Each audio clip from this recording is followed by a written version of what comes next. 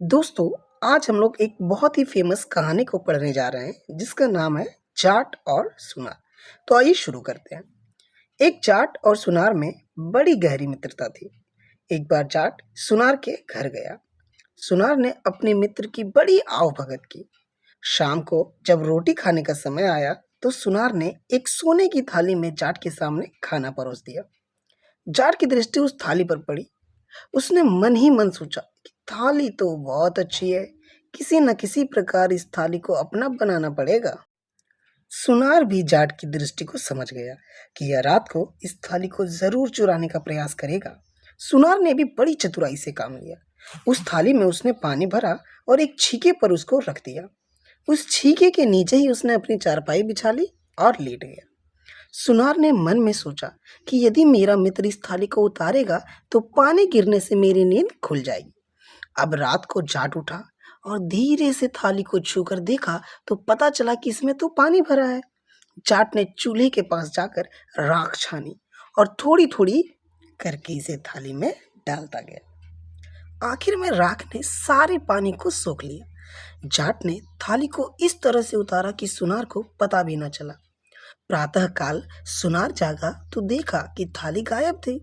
जाट ने वह थाली रात गांव के बाहर पानी के गड्ढे में छुपा दी थी और इस दौरान उसके पैरों पर पानी और गीली मिट्टी का निशान बन गया था। अब हुआ ये कि सोते वक्त जाट का एक पैर चादर से बाहर निकला रह गया। सुनार ने पैर पर पानी का निशान बना देख लिया। वह समझ गया कि थाली को किसी पानी के गड्ढे में गाड़ दिया गया है। उसने सूत के धागे से पानी और पैर का निशान नाप लिया और उसी गहराई तक गड्ढे में घुसकर पानी में टटोला तो उसे थाली मिल गई। सवेरे जाट भी जागा। उसने सुनार से कहा, भाई अब मैं जा रहा हूँ। तो सुनार ने कहा, भाई कम से कम एक दिन तो और रह जाओ, ऐसी भी क्या चल रही है, कल चले जाना। जाट ने सुनार की बात मान ली और एक दिन और उसके यहाँ रहने के लिए मान गया। शाम होने पर सुनार ने उसी थाली में जाट को फिर खाना खिलाया। जाट उस थाली को देखकर हैरान रह गया। उसने सुनार से पूछा, भाई एक बात बताओ, तुम्हारे घर पर कितने सोने की थालियां हैं? क्योंकि एक थाली तो मैं रात को चुरा कर ले गया था। तो सुनार ने कहा, यह वही थाली है, मैं उसे गड्ढे से निकाल कर ले आया हूँ, जिसमें रात को तुम छुपाए थे। इस पर जाट ने कहा, मैं तो खुद को ही ज्यादा चतुर समझता था, पर तुम तो भाई मेरे भी गुरु निकले। हमें अपने दोनों की चतुराई का लाभ उठाना चाहिए। तो चलो कहीं कोई व्यापार करने चलते हैं। इस पर सुनार ने भी अपनी सहमति जताई और दोनों व्यापार करने के लिए घर से निकल पड़े। चलते चलते एक शहर में पहुंचे और आगे चलकर उन्होंने देखा कि बहुत सारे लोग एक लाश के लिए शमशान की ओर जा रहे थे। सुनार ने जाट से कहा, लगता है कोई बड़ा सा मरा है, हम अपना धंधा यहीं से शुरू करते हैं। शमशान पर जाकर जहां लाश चली वहीं उन दोनों ने एक सुरंग बनाई। उस सुरंग में सुनार को बैठा दिया। जाट सेठ के बारे में सब पता करने के बाद सेठ के घर पहुंच गया। वहां आकर उसने पूछा कि सेठ जी कहाँ हैं? तो सेठ के लड़कों ने कहा, उनकी तो मृत्यु हो गई, अभी उनको जलाकर आए हैं। यह सुनकर जाट बड़े जोर जोर से रोने लगा। सेठ के लड़कों ने उससे रोने का कारण पूछा। तो जाट ने कहा, सेठ के पास मेरे 10,000 रुपए जमा थे, अब मुझे कैसे मिलेंगे? तो सेठ के लड़कों ने कहा, यदि बही खाते में रुपए जमा होंगे तो आपको आपके रुपए जरूर मिल जाएंगे। बही खाता देखा गया, पर कहीं भी जाट के नाम से रुपये जमा होने की बात नहीं लिखी थी। तब जाट ने कहा, हो सकता है सेठ जी ने मेरे पैसे बही में न लिखे हों, पर मैंने रुपए तो जरूर जमा कराए थे। आप सब लोग मरघट में मेरे साथ चलो। यदि मेरे रुपए सच्चे हैं तो सेठ जी खुद ही बोल देंगे। सेठ के लड़कों ने जाट की बात मान ली और सब मिलकर शमशान में पहुंचे। सेठ के लड़के जाट को चिता के पास ले गए। चिता के पास खड़ा होकर जाट ने जोर से आवाज दी, अरे ओ सेठ जी, मैंने जो 10,000 रुपए तुम्हारे पास जमा किए थे वो बही खाते में नहीं मिल रहे हैं।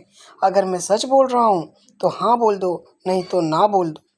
चिता के पास सुरंग में बैठे सुनार ने आवाज लगाई, बच्चों, इस आदमी के पैसे मेरे पास जमा थे, इसका एक एक पैसा चुका देना, नहीं तो मुझे नरक में जाना पड़ेगा। सेठ के लड़कों ने इसे अपने पिता की आवाज़ समझा और घर आकर जाट को 10,000 रुपए दे दिए। रुपए पाकर जाट ने सोचा कि सुनार को मरने दो, सब रुपए अपने ही घर ले चलूं। इधर सुनार ने भी सोच लिया कि इतने सारे रुपए लेकर वह मेरे पास तो बिल्कुल भी नहीं आएगा, अब तो कोई और ही उपाय सोच लेना चाहिए। सुनार ने बहुत ही अच्छे और कीमती जूते खरीदे। जूतों को लेकर वह उसी रास्ते पर गया जो जाट के गांव को जाता था। सुनार ने रास्ते में एक जगह पर उस जोड़ी में से केवल एक जूता गिरा दिया और दूसरा जूता आगे चलकर कोई 100-200 गज की दूरी पर गिरा दिया और खुद छिपकर एक जगह बैठ गया। जाट रुपयों की गठरी लेकर आया। उसने रास्ते में पड़ा एक जूता देखा। जूता उसको बहुत पसंद आया, पर एक जूते का वह क्या करता, छोड़कर आगे चला गया। आगे जाकर दूसरा जूता भी उसे रास्ते में पड़ा हुआ मिला। तो जाट ने सोचा, यह जूता तो उसी जूते के साथ का है। यह सोचकर उसने रुपयों की गठरी तो वहीं रख दी और उस पहले जूते को लेने चला गया।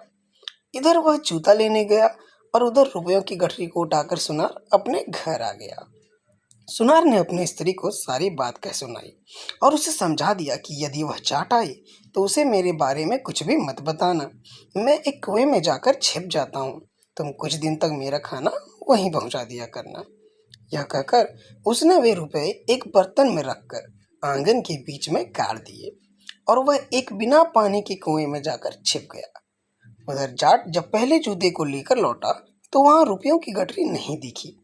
उसे यह समझते देर नहीं लगी, यह सब सुनार की करतूत है। जाट सीधा सुनार के घर पहुंचा। सुनार की स्त्री ने जाट को घर आया देखा तो बोली, मेरे पति को कहाँ छोड़ आए हो, वह तो तुम्हारे साथ ही गए थे। जाट ने उत्तर दिया, क्या वह अभी तक घर नहीं आया है? सुनार की स्त्री ने कहा, नहीं, वह अब तक घर नहीं आए हैं। जाट समझ तो गया कि सुनार की स्त्री झूठ बोल रही है, वह घर आ गया है, किंतु उसके पास कोई चारा नहीं था। पर उसने यह निश्चय कर लिया कि जब तक कुछ पता नहीं लगेगा वह जाएगा नहीं। सुनार की स्त्री रोज खाना बनाती, सूखे कुएं में खाना देती और दूसरे कुएं से पानी भरकर आ जाती। यह उसका नित्य का काम था। इस प्रकार कई दिन बीत गए। एक दिन जाट चुपचाप सुनार की स्त्री के पीछे पीछे चल दिया और उसने देखा कि कुएं के पास जाकर उसने आवाज दी, लो रोटी। जाट सारी बात समझ गया। दूसरे दिन जाट उस सुनार की स्त्री जैसे कपड़े पहनकर रोटी की पोटली बांधकर उस कुएं के पास पहुंच गया और उसी प्रकार आवाज बनाकर कहा, लो रोटी। फिर उसने कहा, वह जाट तो चलता ही नहीं, मेरे पास कुछ रुपया पैसा रहा नहीं, क्या करूं? सुनार ने भीतर से आवाज कहा, आंगन के बीच में जो रुपयों की हांडी दबी पड़ी है उसी में से निकाल लिया करो। और इस प्रकार जाट ने रुपयों का पता लगा लिया। सुनार की स्त्री रोज की तरह रोटी लेकर गई और आवाज लगाई, लो रोटी। सुनार ने कहा, अभी तो देकर गई थी, फिर ले आई। सुनार ने तुरंत जान लिया कि जाट चालाकी से रुपए ले गया है। वह बोला, अरे भगवान, जल्दी से मुझे कुएं से बाहर निकाल। जाट तेरे जैसे ही कपड़े पहनकर आया था, अब तक तो वह सारे पैसे ले गया होगा। घर आकर उन्होंने देखा कि आंगन खुदा हुआ पड़ा है और सारा धन गायब है। जब सुनकर पत्नी की रोटी लेकर सूखे कुएं की ओर गई थी, तब तक जाट सारा धन लेकर रफू चक्कर हो गया था।